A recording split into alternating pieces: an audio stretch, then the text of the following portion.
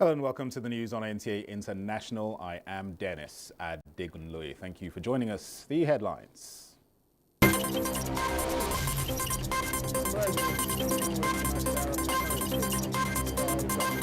Sustainable Summit. African leaders adopt Kampala Declaration for Sustainable Agricultural Growth on the continent.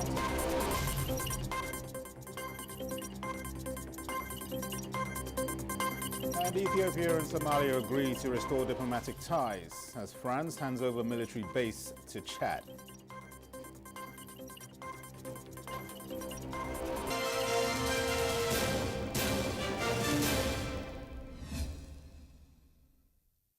President Bola Ahmed Tinubu is in the United Arab Emirates to participate in the 2025 edition of the Abu Dhabi Sustainability Week. The Nigerian leader was invited by the President of the United Arab Emirates, Sheikh Mohammed bin Zayed Al Nahyan, to attend the summit, scheduled to take place in the Emirates from 12th January to the 18th. The summit is expected to bring together global leaders to accelerate sustainable development and advance socio-economic progress. President Tinubu and his entourage will also meet with the Emirates leadership to discuss issues of interest affecting the two nations.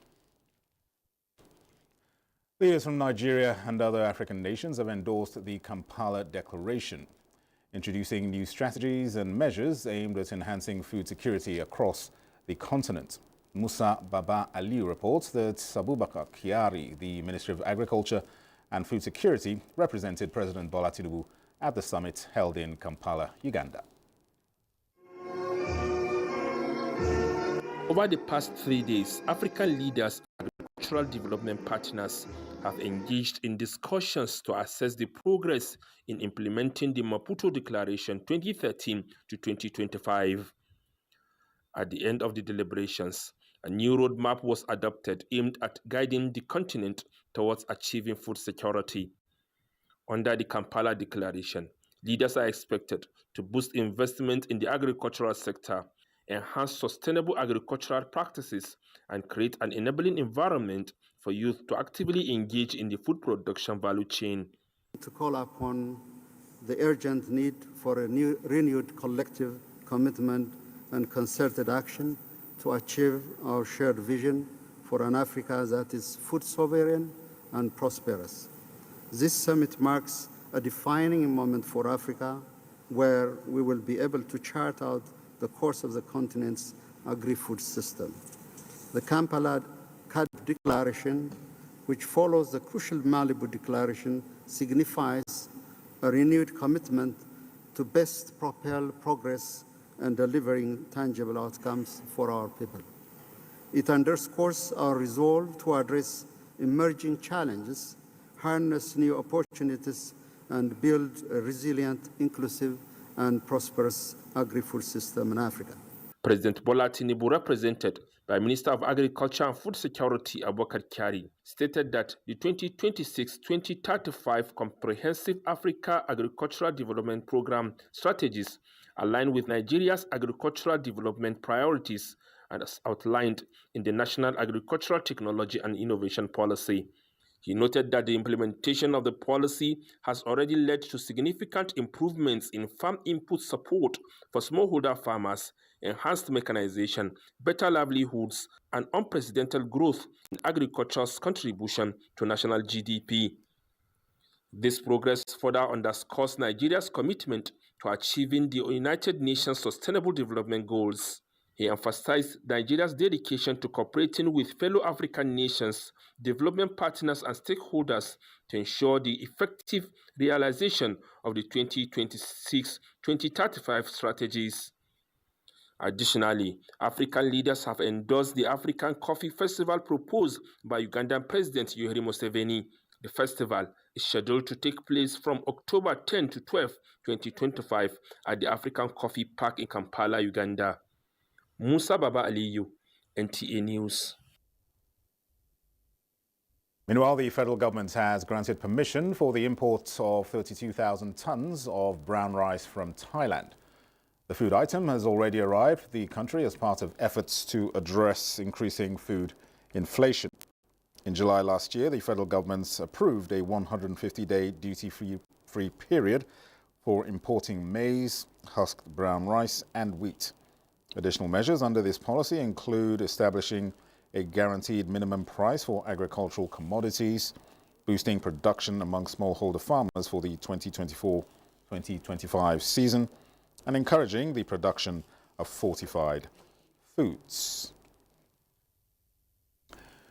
Now, Ethiopia, long plagued by geopolitical tensions and territorial disputes, has witnessed a significant development with agreements between Ethiopia and Somalia to address differences and forge ahead as mutually beneficial allies.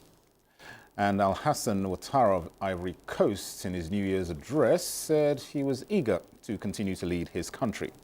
Details with Kolo Mohammed. Ethiopia's Prime Minister Abiy Ahmed and President of Somalia Hassan Sheikh Mahmoud flew into Ankara, Turkey for a scheduled talk after several rounds of interface made little progress. The two neighbors have been at loggerheads since landlocked Ethiopia struck a deal in January 2024 with Somalia's breakaway region Somaliland to lease a stretch of coastline for a port and military base in exchange for recognition. The move sparked a fierce diplomatic and military row between Ethiopia and Somalia, which branded the deal a violation of its sovereignty, setting international alarm bells ringing over the risk of renewed conflict in the volatile Horn of Africa region. Rising from an 8-hour talk in Turkey, President Recep Tayyip Erdogan announced that the two neighbors, Ethiopia and Somalia, have agreed to leave behind existing differences of opinion and contentious issues and resolutely move forward in cooperation towards common prosperity. We belong to a region where peace and stability is the first priority for our people's lives. And we have common and mutual opportunities to develop together in our own interests. Somalia will contribute towards that, and we are ready to work with the Ethiopian leadership and the Ethiopian people to benefit the opportunities that we had in all aspects. As neighbors, Ethiopia and Somalia have endured relations for centuries. We are not only neighbors, but brothers and sisters whose fates have been bound by blood. Not only do Ethiopians and Somalis share common ancestry, language, and culture, but we are also held together with the blood sacrifice that has been paid by thousands of Ethiopian soldiers in defense of the security of the state of Somalia from terrorist forces. President Sisi of Egypt reiterated his commitment made in January 2024 of not allowing any threats to be meted on Somalia. In other news, the president of Ivory Coast, Alassane Ouattara, in a New Year's message for diplomats in the country, said he was eager to continue to lead his country, even though he fell short of mentioning his willingness to contest a fourth term in office in the upcoming presidential election scheduled for October 2025. Former president of Ivory Coast, acquitted recently by the International Criminal Court in The Hague, has won the nomination of a major opposition party to contest for president in October. His major rival at the moment has been his ex-wife, who was the first lady while he was president. The battlegrounds is set to witness major shakeup should the incumbent Alassane Ouattara decide to contest for a fourth term in office as president of Ivory Coast, an office he has held since 2011. Kolo Mohammed, NTA News. And Kolo Mohammed also tells us that the Abuja military base in Chad has been handed over to Chadian authorities by France ahead of the withdrawal of troops from the country. The French government has handed over its detachment camp in the city of Abuja to Chad. The Chadian Minister of Defense, his delegation, and French officials participated in the ceremony. For the French military, the result of many years of presence in northern Chad has been strengthened through strong ties not only with Chadian soldiers but also with the local population. The commander of French forces in the Sahel said the tie is a living testament of the friendship that unites the people of France and those of Chad. Despite the departure of French troops, the friendship will endure, he said. Chad Minister of Defense Issa Kamarua Jamos, who congratulated the decision, still reminded everyone that the deadline for the departure of French troops remains January 31st, 2025. For him, it's an opportunity to reiterate the firm will of the government to respect the established deadlines, with the final departure of French forces from Chad set for January 31st, 2025, which is said is a non-negotiable date. Abuja, a city in northern Chad, has been known for years for its hostility to the presence of French base. Demonstrations calling for the departure of the base have always occurred, even though they were violently suppressed by the Chadian regime in the past. Kolom Muhammad, NTA News. Let's head back to these shores now, and a truckload of skunk and a strain of cannabis have been intercepted by operatives of the National Drug Law Enforcement Agency, NDLEA, at an abandoned fuel station in the Federal Capital Territory, Abuja, for onward distribution to some states in northern Nigeria. Salwa Khalil Ibrahim reports. The intelligence-led operation, which took place on Saturday, 11th January 2025, led to the seizure of not only the large illicit consignment, but also the trailer and 6 other vehicles, as well as the arrest of a suspect. In another raid in FCT, 2 suspects were arrested by NDLEA officers at Nyanya, where a combined 1.398 kilograms cocaine and a precursor substance used in preparing crack cocaine were recovered from them. No fewer than 20 wraps of cocaine weighing 330 grams have been removed from a cargo going to Australia at a logistics farm in Lagos. The cocaine parcel were concealed in face cream containers.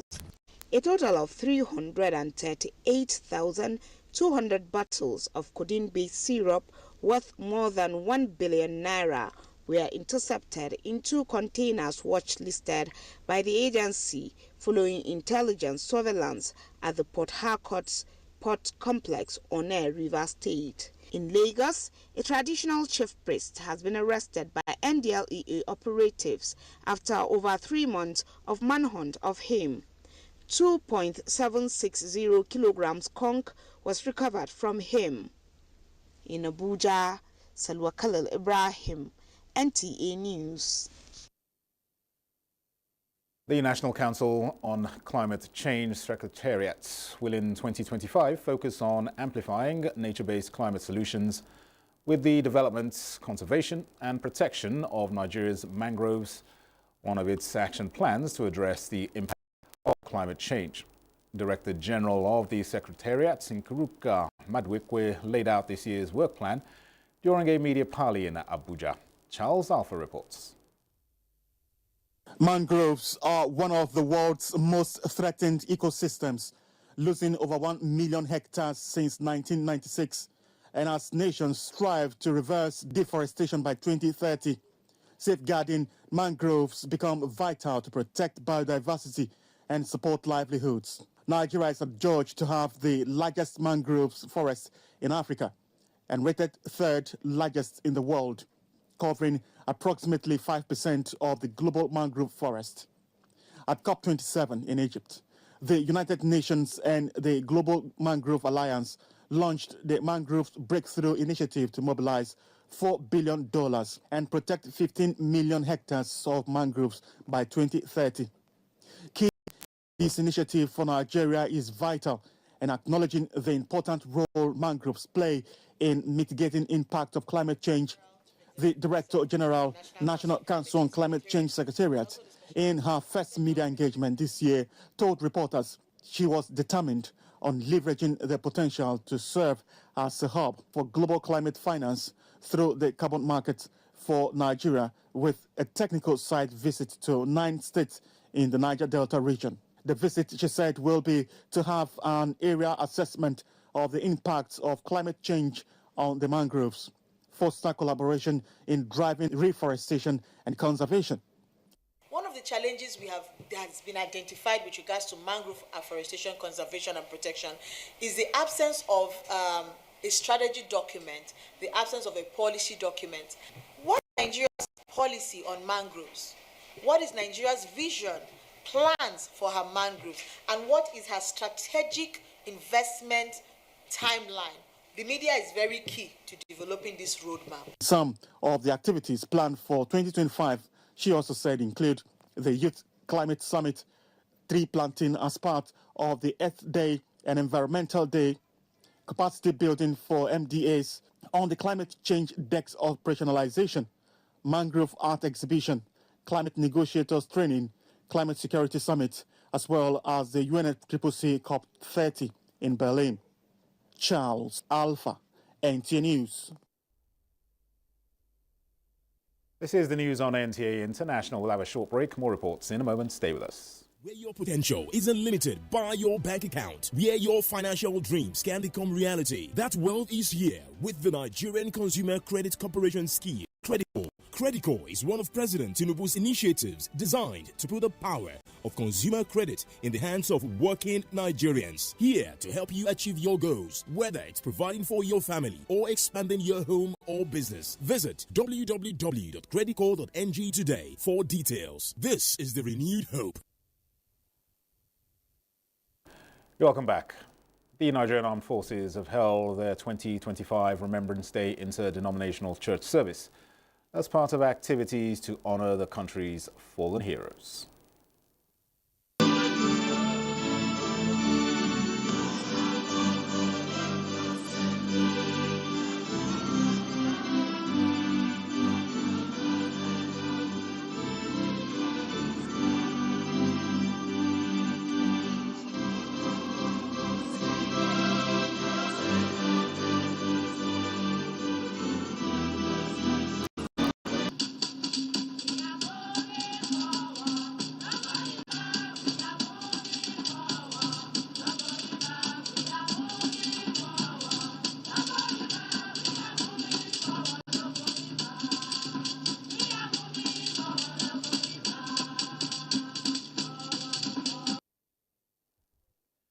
With top government functionaries in attendance, religious leaders took turns to pray for the souls of fallen heroes to rest in peace after paying the supreme price to ensure the security and sovereignty of Nigeria. Who have laid down their lives for the cause of peace, justice, and freedom. We thank you for their courage, dedication, and sacrifice. Grant eternal rest to the fallen heroes and comfort to their families. May their legacy inspire us to pursue justice and peace in our world. You should not allow political, racial, geographical, religious interests to undermine the cohesion that exists among you. You are protecting us if you allow politics, you allow tribal sentiments, religious sentiments to distract you from your work. Then you are not able to defend us as you should. So avoid this. As we step into 2025, I urge everyone to approach this year with renewed hope, with renewed determination. Together, let us create a nation where peace reigns, a nation where prosperity abounds, a nation where unity prevails. Let us build a Nigeria where no man or woman, youth or children is oppressed. Meanwhile, the Chief of Defense Staff, General Christopher Musa, has commended the critical role of the Nigerian Air Force in counterinsurgency and counter-terrorism operations across various theatres of operations in the country, while calling for renewed vigour in 2025. This was at the base social cultural activities to close the year 2024 at the NAF base in Abuja. Defence correspondent Olajide Bello captured the moment. Base socio-cultural activities of the Nigerian Air Force is an offshoot of the West African social activities, an age-long military tradition inherited from generations far back to the era of the West African Frontier Force. From there, the tradition organized social activity by units and formations to celebrate feats and successes recorded in the military formations started. Soldiers, clad in military uniforms, traded their usual duties for vibrant traditional attires from diverse ethnic groups, each showcasing their unique dance, music, and art.